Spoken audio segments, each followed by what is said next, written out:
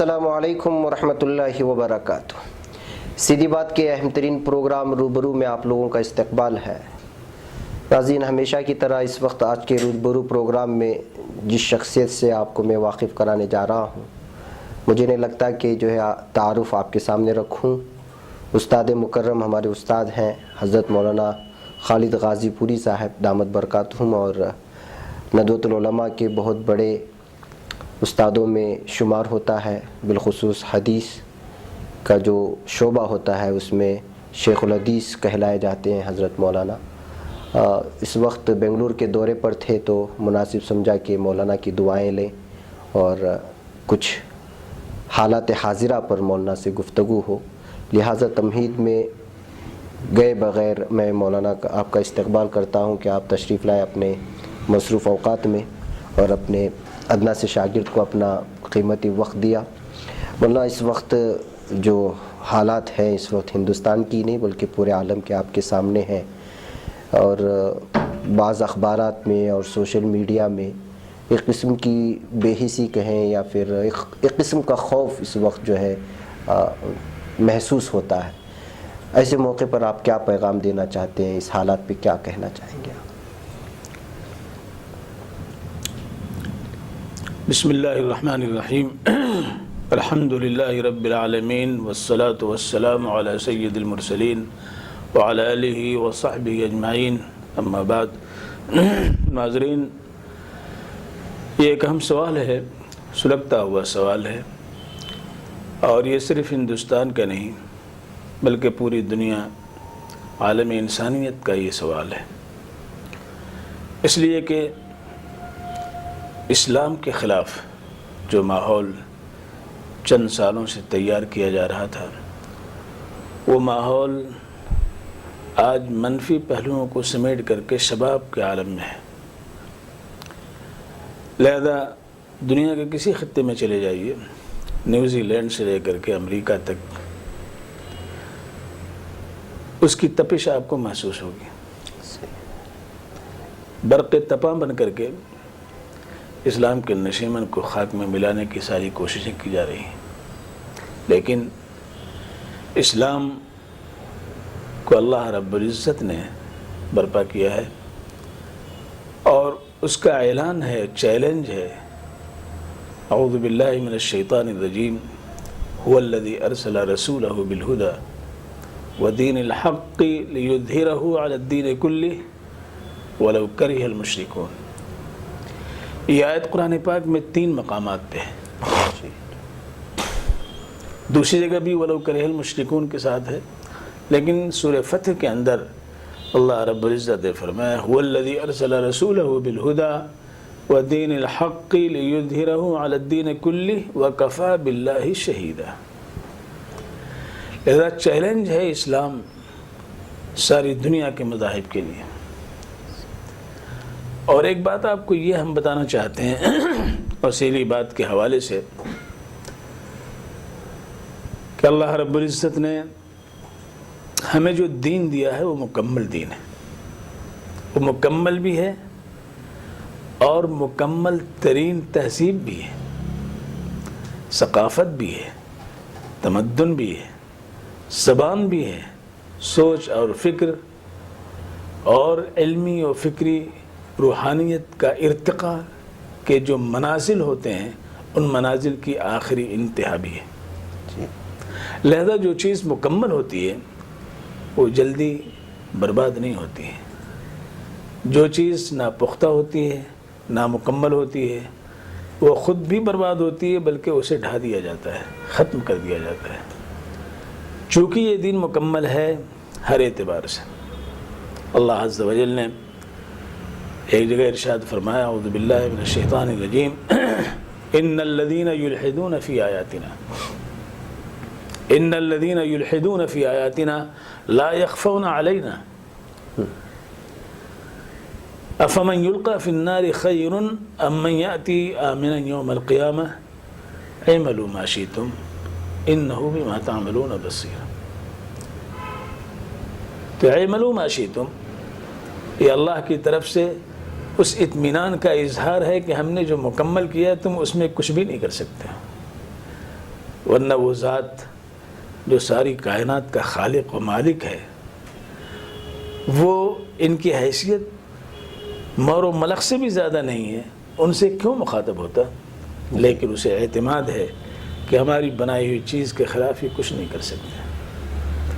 لہذا حقیقت یہ ہے کہ اللہ نے سورج بنایا، آج بھی وہ سورج اسی طرح چمک رہا ہے، چاند بنایا، چاند کی چاندنی آج بھی اسی طرح قائم ہے، زمین بنائی، اس کی گردش اور اس کے شب و روز اس کارخانہ ہستی کے اندر قائم و دائم ہے۔ یہ ساری چیزیں قدیم ہیں، لیکن ان پر جدیدیت کا رنگ ہم نہیں ڈال سکتے، اس مالک و معبود نے جو ہے ڈال رکھا ہے۔ ہر روز ہر شب نئی بھی ہے، جدید بھی ہے، اور قدیم سے اس کا سلسلہ قائم ہے، ربط باہم زندگی کے لیے اور زندگی کے کارواں کے لیے لازم ہے۔ لہذا اس نے اسلام کو بھی برپا کیا ہے۔ جی، لہذا اسلام کو اگر کوئی کہے یہ قدیم ہے، 1400 سال پہلے کا ہے، تو اسے سوچنا چاہیے کہ یہ زمین، یہ آسمان، یہ سورج، یہ چاند، یہ تو پتہ نہیں کتنے 100 سال پرانے ہیں، ان کو بھی بدلو۔ جب ان چیزوں کو نہیں بدل سکتے جو تمہاری زندگی کے لیے لازمہ ہیں، تو اس روحانی زندگی کے لیے، اخلاقی زندگی کے لیے، آخرت کی زندگی کو سنوارنے کے لیے اس نے ہمیں اسلام کی دولت سے مالا مال کیا، اس کو تم قدامت کا پیرہن پہنا کر کے اس کو اتارنے کی کوشش کیوں کر رہے ہو؟ صحیح۔ لہذا جب یہ مکمل ہے تو چاند کو تم تھوک کر کے، اس کی برائی بیان کر کے، اس کی سورج کی شعاؤں کو تم نقصان نہیں پہنچا سکتے ہو۔ چاند کی چاندنی کی افادیت کہ تم قائل ہو، اس پر اگر داغ و دھبے کی بات کہو گے تو اس کا کچھ بھی نہیں بگڑ سکتا ہے۔ کہکشاں کی شاہراہ کھلی ہوئی ہے اور وہ مشرق سے مغرب تک وہ شاہراہ پھیلی ہوئی ہے، کہیں رکاوٹ اس میں نہیں آتی ہے، نہ ڈال سکتے ہو، تو اسلام کی شاہراہ کے درمیان قدغن عائد کرنے والے تم کون ہوتے ہو؟ یہ تمہاری ناپختگی ہے اور کمائیگی اور بے بضاعتی کی دلالت ہے، دلیل ہے کہ تم اسلام کو سمجھے نہیں ہو۔ تو اللہ رب العزت نے وہ اسلام جو ہمیں عطا کیا ہے، اس کے تعلق سے ہمیں زیادہ نہ خوف میں مبتلا ہونا چاہیے، نہ زیادہ اندیشہ ہے دور دراز میں، اس لیے کہ یہ جس کا ہے وہ خود نگہبان ہے۔ جب وہ کہہ رہا ہے اعملوا ما شئتم، جو چاہو کرو، جو چاہو کرو، تو مطلب یہ ہے کہ وہ بگڑنے نہیں دے گا، وہ بگڑنے نہیں دے گا۔ اگر یہ غائب ہونا تھا تو اس وقت غائب ہو چکا ہوتا جب سن 1945 میں 10 اگست کی شب میں امریکہ نے آخری طاقت کا مظاہرہ کرتے ہوئے ناگاساکی اور ہیروشیما پر بمباری کی تھی، اور چشم زدن میں یہ دونوں شہروں کو خاک و خون میں غرقنا کیا تھا۔ پوری دنیا پہ خوف و ہراس تھا، ہندوستان پر انگریزوں کا دبدبہ تھا، اور وہ ہزاروں علماء کو پھانسی پہ لٹکائے ہوئے تھے، دہکتے ہوئے انگاروں پر ان کو جلایا جا رہا تھا، ان کی چربیوں کو پگھلایا جا رہا تھا۔ نہ جانے کتنی مائیں بچوں سے جو ہے ہاتھ دھو بیٹھی تھیں، کتنی عورتیں بیوہ ہو چکی تھیں، لیکن ایسے وقت میں بھی اسلام توانا تھا، آگے بڑھ رہا تھا، اور وہ پکار کے کہہ رہا تھا اعملوا ما شئتم انہ بما تعملون بصیر۔ لہذا آج کا جو حال ہے، جی، آج کا جو ماحول ہے، یہ ہمیں حوصلہ دینے کے لیے آیا ہے، قوت دینے کے لیے آیا ہے۔ تیز ہوا چلتی ہے تو راہی کیا کرتا ہے؟ اپنی چادر کو اور لپیٹتا چلا جاتا ہے، اس لیے نہیں کہ ہوا تیز چل رہی ہے تو اپنی چادر کو اتار کے پھینک دے، اپنے گمچھے اور رومال کو الگ کر دے، کیوں؟ اس لیے کہ بار ہے آگے نہیں، بلکہ وہ فیس کرتا ہے تو اور لپیٹتا چلا جاتا ہے۔ لیکن وہی اگر خوف میں مبتلا ہوتا ہے اور بھاگتا ہے تو چادر پھینکتا ہوا بھاگے گا تاکہ ہلکے ہو جائے، اور ہلکا ہو جائے تاکہ تیز بھاگ کر کے دشمن کے ہاتھ سے بچ جائے۔ تو اسلام نے اقدام اور حوصلے کی بات کی ہے، بزدلی اور پسپائی کو اس نے ہم کو اس سے دور کیا ہے۔ صحیح۔ لہذا یہ حالات تو آئیں گے. آپ جب اکھاڑے میں ہیں اور پیدائشی اکھاڑے میں ہیں، ڈاکٹر صاحبان کہتے ہیں کہ جب بچہ نطفہ جو ہے رحم کے اندر جاتا ہے تو ایک نطفے کے اندر، ایک قطرے کے اندر ہزاروں لاکھوں جرمز ہوتے ہیں، اور وہ رحم کے اندر تیزی کے ساتھ بھاگتے ہوئے دوڑتے ہوئے جاتے ہیں اور مادہ انثى کے ارد گرد جا کر کے وہ چپکنا چاہتے ہیں، اور جب تک وہ چپکیں گے نہیں اس وقت تک دونوں میں جو ہے تلقیح کا مادہ یہ نہیں ہو سکتا ہے. تو پہلے دن سے ہمیں دوڑ سکھائی گئی ہے. ہزاروں دوڑ میں شامل ہیں، ریس کرتے ہیں، ایک دو پہنچ پاتے ہیں، بقیہ سب راستے میں سر پٹک کر کے مر جاتے ہیں. لہذا ہم سب نے پہلے دن اس دوڑ میں، اس ریس میں کامیابی حاصل کی ہے. تو آج بھی دوڑ کا زمانہ ہے، سعی کا زمانہ ہے. لہذا ہمیں اس فطری دوڑ کو سامنے رکھتے ہوئے زندگی کے اس کارواں میں دوڑتے ہوئے اپنی منزل، اپنے گول کو پانے کی کوشش کرنی چاہیے. مولانا، یہ سارے اختلافات کے درمیان میں، بہت سارے حالات کے درمیان میں یہ سوال بار بار اٹھ کر کے آ جاتا ہے کہ آج بھی امت مسلمہ کے بہت سارے طبقے کیوں الگ الگ ہیں؟ کیوں عوام علماء سے بدظن ہیں، یا پھر خود علماء میں آپسی کچھ چپقلشیں ہوتی ہیں؟ آخر اس کی وجہ کیا ہے؟ اس کا سولوشن کیا ہے؟ دیکھیے، آپ نے پڑھا ہوگا، آپ ماشاءاللہ عالم ہیں، کہ اللہ کے رسول صلی اللہ علیہ وآلہ وسلم ایک پروگرام سے واپس ہو رہے تھے. راستے میں ایک مسجد تھی، وہاں آپ نے جا کر کے نماز پڑھی اور دیر تک آپ دعا کرتے رہے. صحابہ کرام انتظار میں تھے.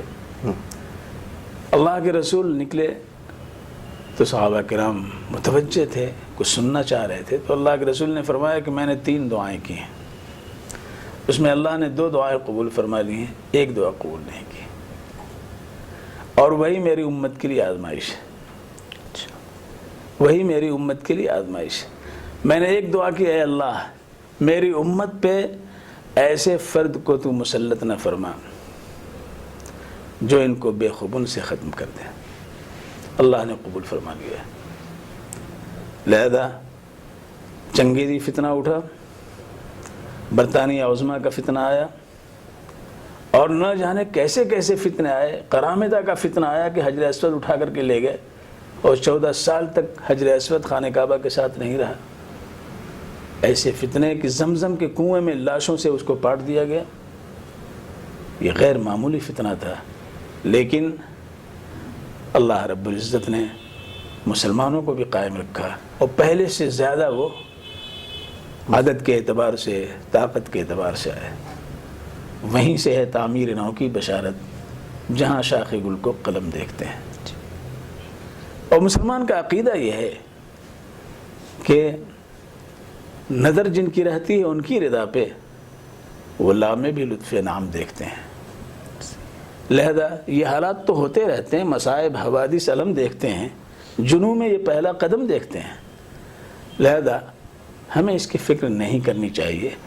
تو دوسری بات جو اللہ کے رسول نے فرمائی وہ یہ کہ اے اللہ طبعی فطری کوئی ایسی آفت نہ آئے کہ ساری امت کو دھو ڈالے، ختم کر دے. اللہ نے یہ بھی قبول کر لیا. جس طرح قوم شعیب کو، قوم ہود کو، قوم صالح کو، قوم لوط کو ختم کر دیا گیا، اس طرح اللہ میری امت کو نہ.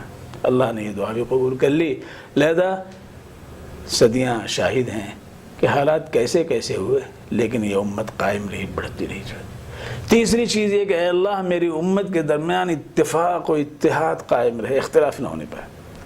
اللہ رب العزت نے فرمایا کہ اس امت کی آزمائش اسی میں ہے. لہذا یہ قبول نہیں ہوئی دعا. اسی میں اللہ تعالیٰ تبارک و تعالیٰ فرمائے. اسی لیے اللہ کے رسول نے فرمایا کہ میری امت 73 فرقوں میں بڑھ جائے گی، 73 فرقوں میں بڑھ جائے گی، لیکن ایک فرقہ جو ہوگا، ایک جماعت جو ہوگی وہ حق پہ ہوگی. صحابہ نے پوچھا حضور وہ کون سی جماعت ہے؟ تو اللہ کے رسول نے فرمایا ما انا علیہ و اصحابی، ما انا علیہ و اصحابی، جس پر میں ہوں، جس طریقے پر میں ہوں میرے صحابہ ہیں. اسی لیے اہل السنہ والجماعہ، اہل السنہ سے مراد حضور کے طریقے پر چلنے والے، جماعت سے مراد جماعت صحابہ کی اتباع کرنے والے، لہذا یہ حق کی جماعت ہے۔ اللہ کا شکر ہے کہ ہم سب اہل السنہ والجماعہ ہیں۔ اللہ نے ہمیں تشیع سے بچایا ہے، خارجی ہونے سے بچایا ہے، معتزلی ہونے سے بچایا ہے، کرامی ہونے سے بچایا ہے، جہمی ہونے سے بچایا ہے۔